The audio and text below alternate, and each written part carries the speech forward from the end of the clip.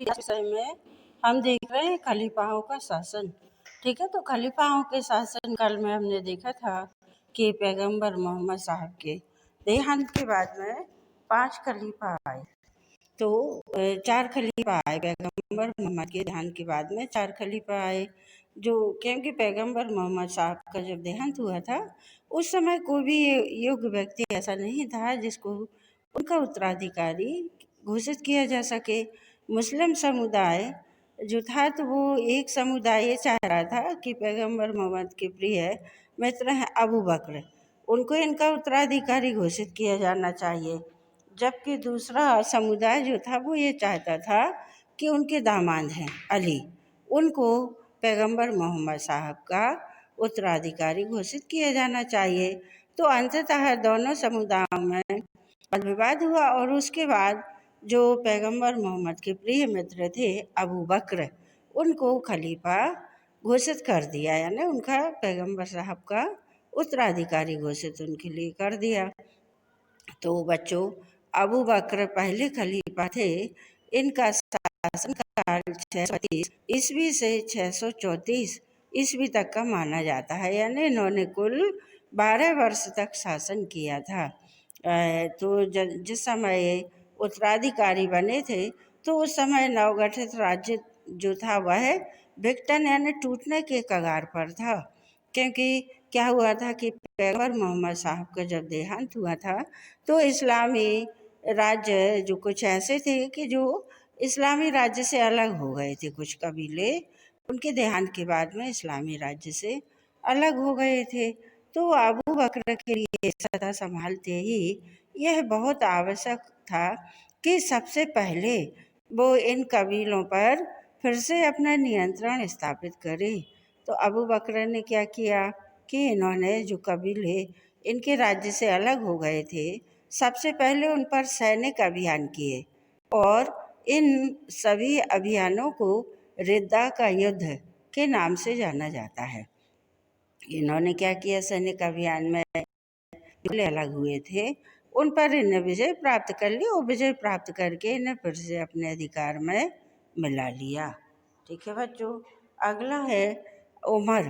तो जो अबू बकर के बाद में युद्ध के जब इनका देहांत हो गया तो उसके बाद में उमर नाम से जो खलीफा आए, इनका शासनकाल 634 ईस्वी से 644 ईस्वी तक कुल 10 वर्ष का माना जाता है।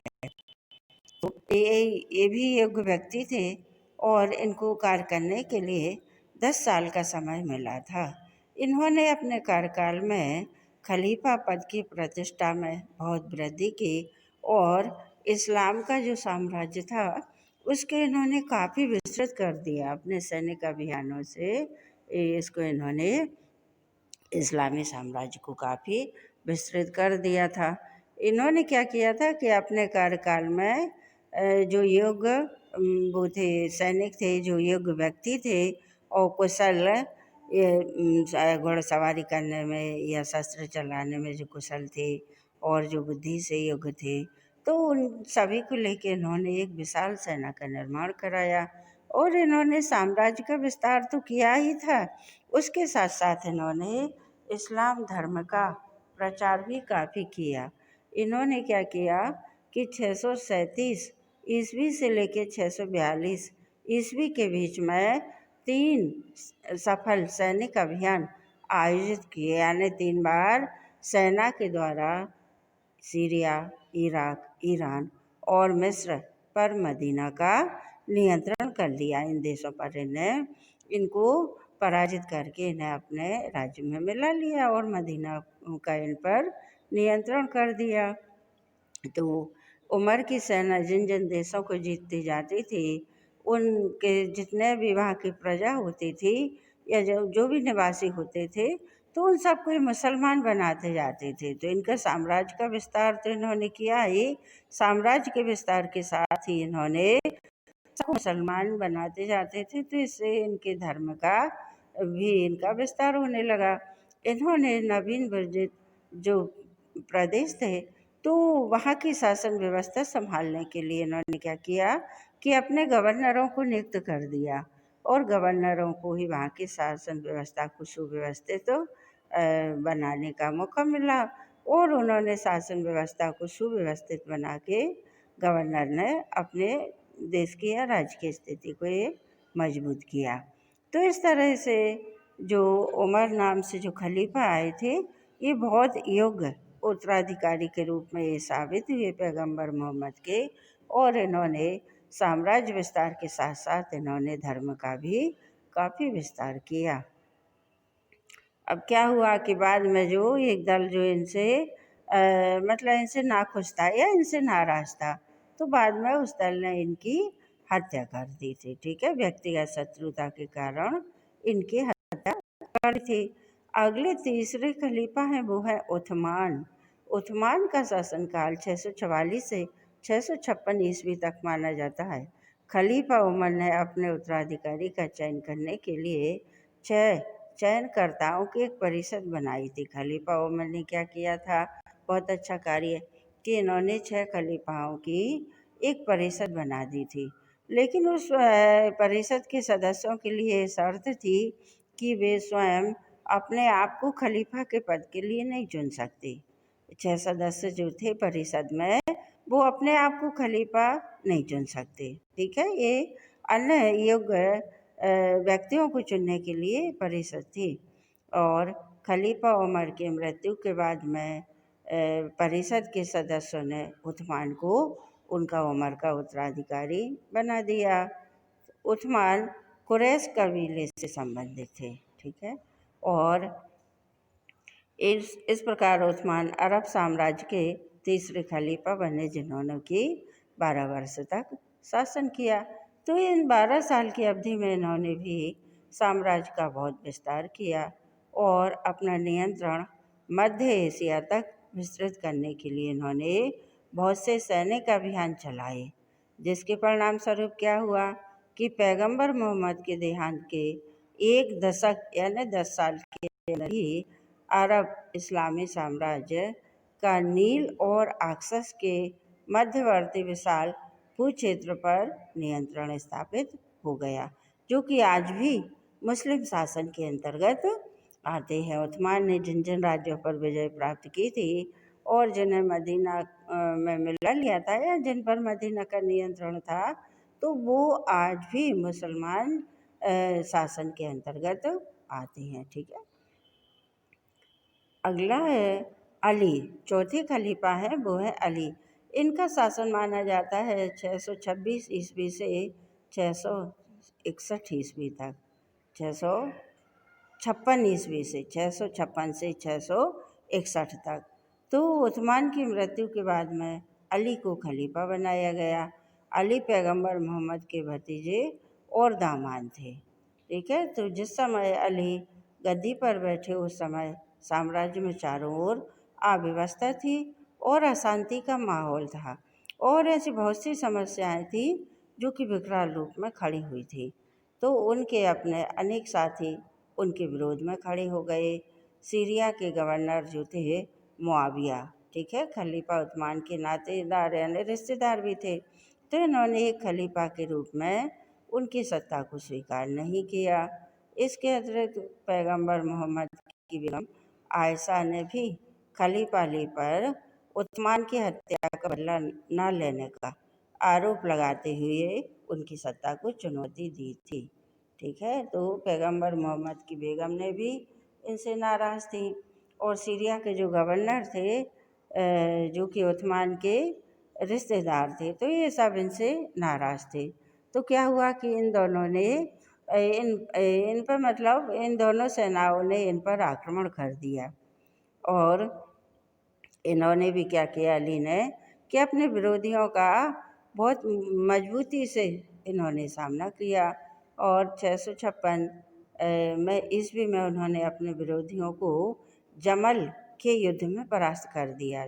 656 ईस्वी में इनके जो विरोधी सेनाएं थी दोनों, एक तो वहाँ सीरिया के गवर्नर मुआविया की थी और दूसरी पैगंबर मोहम्मद की बेगम आयशा की थी। इन दोनों सेनाओं को इन्होंने जमल में नामक स्थान पर जो युद्ध हुआ, तो वहाँ इन्होंने परास्त कर दिया और इस विजय के उपरांत खलीफा अली ने इराक में कूफा नामक स्थान पर अपना निवास स्थान बना लिया। क्या किया कि अली ने इराक में कूफा नामक स्थान को अपना निवास स्थान बना लिया।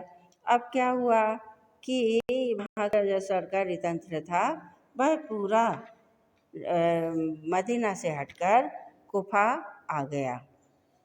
और 657 ईस्वी में खलीफा ने ऊँट की लड़ाई में आयशा यानी पैगंबर मोहम्मद की जो बेगम थी तो उनकी सेना को तो परास्त कर दिया, लेकिन वह सीरिया के गवर्नर मुआविया की सेना को ये परास्त नहीं कर पाए।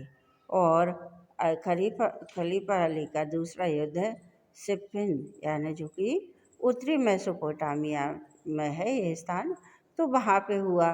तो इस युद्ध में एक संधि हुई, ठीक है। और अब जब इन्होंने संधि की खलीफा अली ने, तो इनके जो अनुयायी थे वो इनसे अली से नाराज हो गए और कुछ तो इनके साथ रहे लेकिन कुछ अनुयायी इनसे अलग हो गए और इनके मतलब विरोध में रहने लगे, ठीक है। तो कुछ समय बाद क्या हुआ कि इन्होंने सीरिया के गवर्नर मुआविया ने 61 में स्वयं को अगला खलीफा घोषित कर लिया, ठीक है। और इससे पहले जो विरोधी दल थे तो 661 ईस्वी में इन्होंने खलीफा की हत्या कर दी, ठीक है। मस्जिद में खलीफा जब नमाज पढ़ रहे थे तो उनके विरोधियों ने उनकी हत्या कर दी। और उसके बाद में 661 ईस्वी में सीरिया के जो गवर्नर थे मुआविया, उन्होंने स्वयं को अगला खलीफा घोषित कर दिया और मुआविया ने उमैयद वंश की स्थापना की या उमैयद वंश की नींव डाली। तो इस्लाम में संप्रदाय विभाजन। खलीफा अली के शासन में हुए सिप्पिन के युद्ध के दौरान इस्लाम 2 संप्रदायों में बट गया था, ठीक है। सिप्पिन का जो युद्ध हुआ था उत्तरी मेसोपोटामिया में, तो उसमें इनकी खलीफा अली की परास्त मतलब ये हुई थी, हार हुई थी। तो इनके जो अनुयायी थे, इनका जो साथ दे रहे थे सैनिक, वो सभी 2 गुटों में 2 संप्रदायों में ये बट गए। खलीफा अली के समर्थक, जिनका मानना था कि पैगंबर के परिवार के होने के कारण अली को अल्लाह के नेतृत्व के विशेष गुण प्रदान किए हैं और ये पैगंबर के वास्तविक उत्तराधिकारी हैं, तो ये शिया के नाम से जाने गए, ठीक है। और दूसरा दल मतलब शिया दल के जो सदस्य थे या लोग थे वो तो इनके प्रति बहुत वफादार थे और अली पर पूरा विश्वास था, ठीक है। और दूसरा दल जो था वो अली से अलग हुआ था, पर अली और मुआविया के मध्य किसी भी मध्यस्थता का विरोधी था। वो ये नहीं चाहता था कि अली मुआविया से क्या कर लें, अली मुआविया से समझौता करें या संधि करें। तो यह दल अली को मुस्लिम समुदाय का नेता मानने को तैयार नहीं था, क्योंकि वो इस बात के विरोध में थे कि इनको मुआविया से संधि या समझौता नहीं करना चाहिए। तो इस दल के लोगों को खरजी के नाम से जाना गया। इस दल के लोगों को खरजी के नाम से जाना गया। तो बच्चों, पैगंबर मोहम्मद के बाद में जो 4 खलीफा आए वो पहले थे अबू बकर, जिनका शासनकाल 632 से 634 ईस्वी तक का माना जाता है। दूसरे खलीफा थे उमर का शासनकाल 634 से 644 ईस्वी तक का माना जाता है। और इसके बाद आए उस्मान, तो उस्मान का शासनकाल 644 से 656 ईस्वी तक का माना जाता है। और इसके बाद आए अली, तो अली का शासनकाल 656 से 661 ईस्वी तक का माना जाता है। और इन्हीं के समय में, अली के ही समय में मुस्लिम समुदाय 2 भागों में बट गया था, ठीक है। तो जो समुदाय अली पर विश्वास करता था और उनके वफादार थे अली के, उस समुदाय का नाम शिया रखा गया, ठीक है, या शिया के नाम से उस समुदाय के लोग जाने लगे। लेकिन एक दूसरा समुदाय जो कि अली से नाराज था, नाखुश था, वो इस बात पर नाखुश थे कि वो ये नहीं चाहते थे कि अली इराक के जो गवर्नर हैं मुआविया ये उनके साथ में संधि करें। तो इसलिए ये दल अली से नाराज हो गया था और इस दल के लोग खरजी के नाम से जाने जाते थे। ठीक है बच्चों, अगला है उमैयद खलीफाओं का शासन और राजतंत्र का केंद्रीकरण।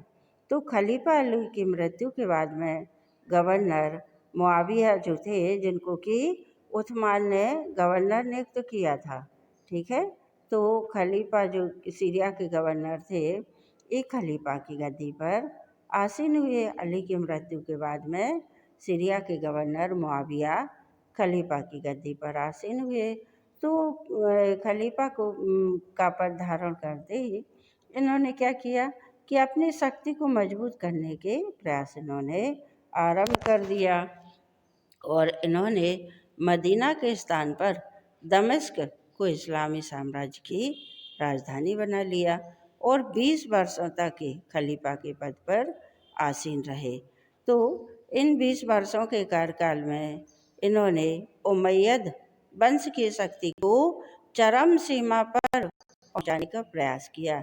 इनका शासनकाल 20 साल तक रहा और इन 20 साल की अवधि में इन्होंने उमैयद वंश, जिसकी इन्होंने नींव डाली थी, तो उसकी शक्ति को चरमोत्कर्ष पर पहुंचाने का इन्होंने प्रयत्न किया और अपनी सैनिक शक्ति को बढ़ाकर खलीफा के पद को उमैयद वंश के लिए इन्होंने सुरक्षित करने का कार्य भी किया।